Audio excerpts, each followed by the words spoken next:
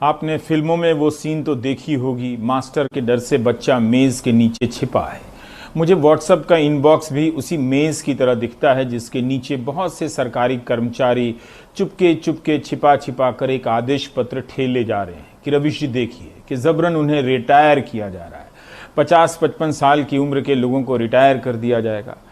इसे ऐसे भी देखिए, इसी व्हाट्सएप यूनिवर्सिटी के इनबॉक्स में आने वाले मैसेज से राष्ट्रवाद की कितनी ऊर्जा मिला करती थी, मिलती है अभी भी।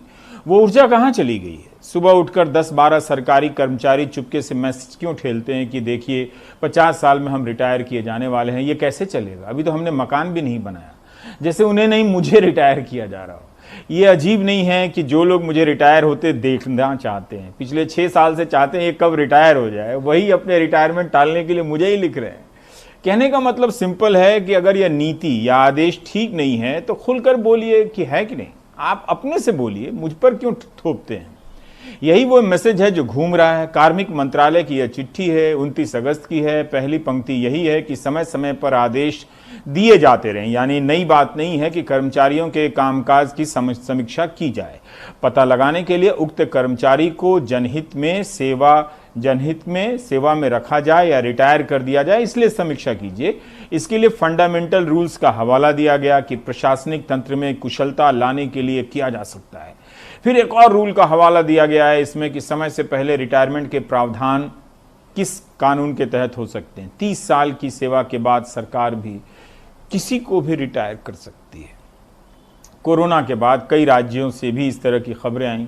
अब कब लोग रिटायर किए जाएंगे, किए भी गए या नहीं, किए जाएंगे या नहीं, या फिर सिर्फ घबराहट पैदा करने के लिए कि यह सब कहना ठीक नहीं होगा क्योंकि कोई कुछ कहे तब तो उसके आधार पर कहा जाए। कहीं डराने की भी बात हो सकती है। 30 साल की नौकरी के बाद 50 से 55 साल की उम्र में रिटायर किए जा सकते हैं, ये तो सेवा शर्तों में लिखा होगा, आपने देखा होगा।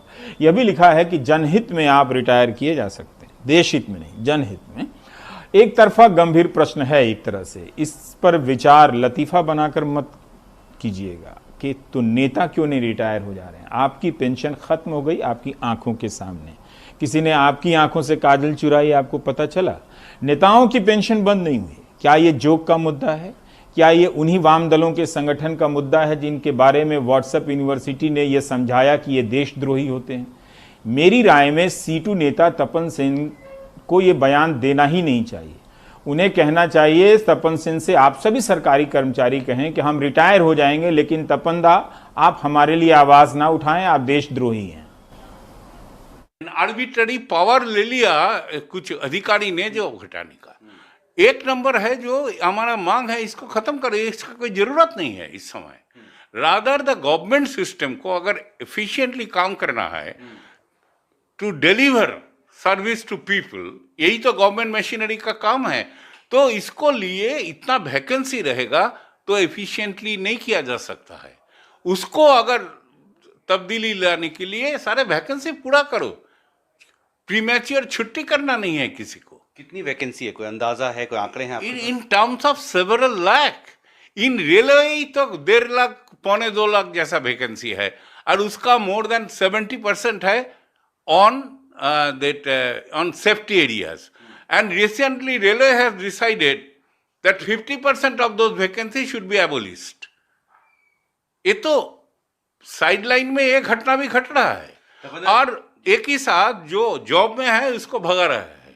तपंदा, जो सरकार का जो आदेश है उसमें ये भी कहा गया है कि ये एक निरंतर परफॉर्मेंस रिव्यू की एक प्रक्रिया है। सरकारी कर्मचारियों के परफॉर्मेंस को रिव्यू करने की एक प्रक्रिया है और उसके तहत ये मापदंड तय किए गए। परफॉर्मेंस रिव्यू का प्रक्रिया में एक बात रहता है, in any process the concern person who are a subject of review, उसका राइट होता है, अधिकार होता है to tell his side, to plead his side. ये सिचुएशन में वो खत्म कर दिया। आपने एक बात कही कि ये बहुत ही मुश्किल समय पर एक ओनली वर्क प्रोविजन रखा जो आप अपील कर सकते हो। अपील करना मतलब डिसीजन हो गया आपको छुट्टी करना, यू मे अपील, उसका कोई मतलब नहीं रहता है। That does not define the right of the employee. जो हमारे ऊपर कुछ इंजाम लगाया गया, इसका बारे में हमारा साइड भी सुनना पड़ेगा, उसको बाद तुम निर्णय लो। देखते चलिए कि वास्तविक मुद्दों के लिए कौन बोल रहा है, कौन आगे आ रहा है। एटक यानी all India trade union Congress की महासचिव अमरजीत कौर ने भी इस आदेश को वापस लेने की मांग की है। 9 अगस्त को हमने भारत छोड़ो आंदोलन दिवस था, उसको हमने देश बचाओ दिवस के रूप में मनाया था, और 18 अगस्त को save public sector anti privatisation day मनाया था। अब जो हमारा ये अगला पड़ाव है वो पहले आंदोलनों से और ऊंचाई पे होगा। एक एक करके हम लॉकडाउन पीरियड में अपनी एजिटेशंस को अपग्रेड किए हैं, पार्टिसिपेशन बढ़ाए हैं, मिलिटेंसी बढ़ाए हैं। 23 तारीख को हमारा अगला कदम है। 7 और 8 को BPCL को बेचने का जो गवर्नमेंट का निर्णय है उसके खिलाफ हड़ताल है BPCL में ऑल ओवर इंडिया में। हमने उनको सपोर्ट एक्सटेंड की है। 12 अक्टूबर से डिफेंस सेक्टर वाले हड़ताल पे हैं, उसके लिए हमारी सॉलिडारिटी है। तो हम लड़ेंगे, लड़ाई हमारा एक रास्ता है ट्रेड यूनियंस का। आप तो जानते ही हैं कि इन सारी लड़ाइयों का कवरेज कहाँ होगा और कहाँ नहीं होगा, ये तो आपको पता ही है। जिस सिस्टम को, जिस सरकार को इतने आदर के साथ चुनता है, कई बार ठुकराए जाने के बाद भी उसमें अपना विश्वास व्यक्त करता है, उस सिस्टम की हालत देखिए कि उसके साथ कैसा बर्ताव करता है।